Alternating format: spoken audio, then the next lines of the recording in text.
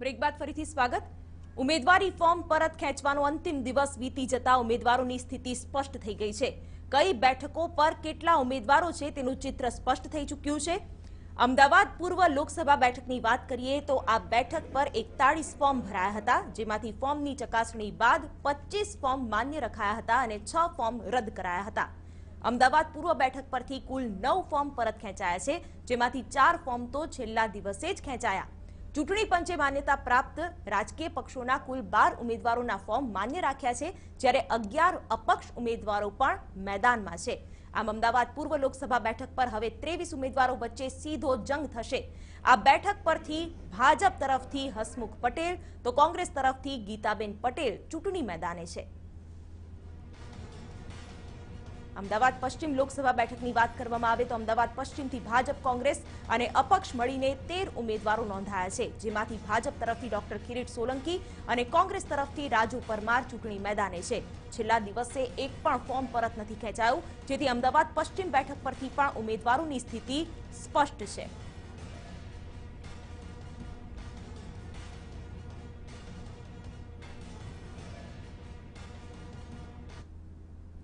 तो आ साथे टीवी9 संवाददाता सचिन पाटिल जोड़ाई गया है। सचिन, खेलाड़ीओ मैदान में छे, हवे राह जोवाई रही है फाइनलनी।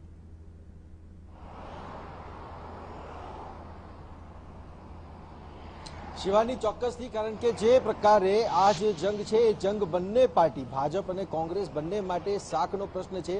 आ पहेलानी चूंटणीओमां पण भाजप कोंग्रेस माटे शाकनो ज प्रश्न हतो। 2017 विधानसभानी चूंटणी जो जोवामां आवे तो आ जे चूंटणी छे चूंटणी कारण के देशનું જે ભવિષ્ય છે એ ભવિષ્ય નક્કી કરશે કે ભાજપ જે છે સત્તા પર આવશે કે પછી કોંગ્રેસ સત્તા પર આવશે, કે દેશની જનતા શું નક્કી કરે છે એ જે છે એ આગળ ખબર પડશે જ્યારે ચૂંટણીના પરિણામો આવશે।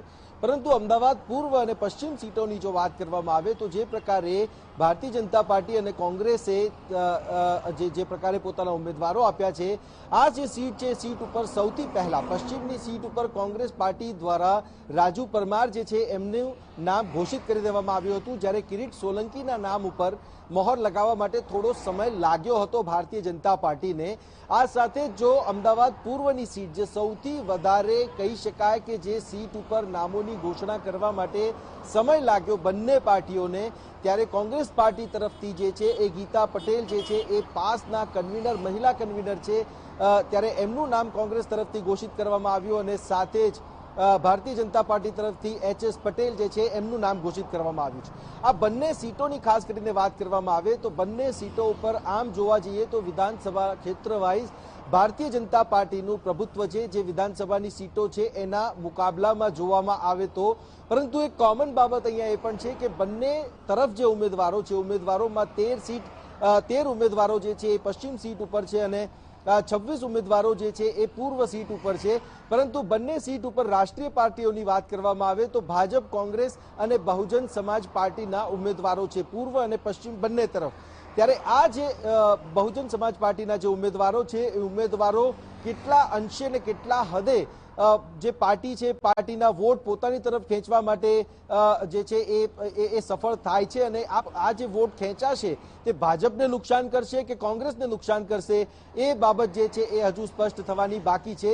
પરંતુ જે પ્રકારે મતદારો જે છે મતદારોનો જે ઝુકાવ રહેશે આ સિવાયના જે અપક્ષ ઉમેદવારો છે એમની તરફ રહેશે કે કેમ, ત્યારે આ પણ એક બાબત છે। એ બાબત અમદાવાદ પૂર્વ અને અમદાવાદ પશ્ચિમની જે બેઠકો છે એ બાબતને લઈને જોવાનું ખૂબ રસપ્રદ રહેશે। પરંતુ વાત અહીંયા એ છે કે બંને પાર્ટીઓ એડી ચોટીનું જોર આ સીટોને જીતવામાં લગાવી રહી છે, કારણ કે 26 સીટો ભાજપાની હતી અને એ 26 સીટોમાં જો 1, 2, 3 સીટોને પણ જો સેંધ લગાવવામાં કોંગ્રેસને સફળતા મળે તો કોંગ્રેસ પાસે એમાંય કશું ગુમાવવાનું નહોતું અને કોંગ્રેસ પ્લસમાં આવશે અને એ જે નુકસાન છે નુકસાન ભારતીય જનતા પાર્ટીને લોકસભાની અંદર વેઠવું પડશે।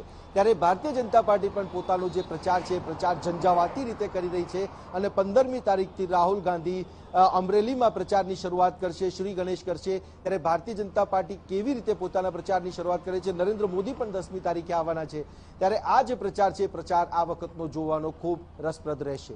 બિલકુલ સચિન, જોડાવા માટે આભાર। તો હવે ઉમેદવારો મેદાનમાં છે અને હવે લડી લેવાના મૂડમાં છે।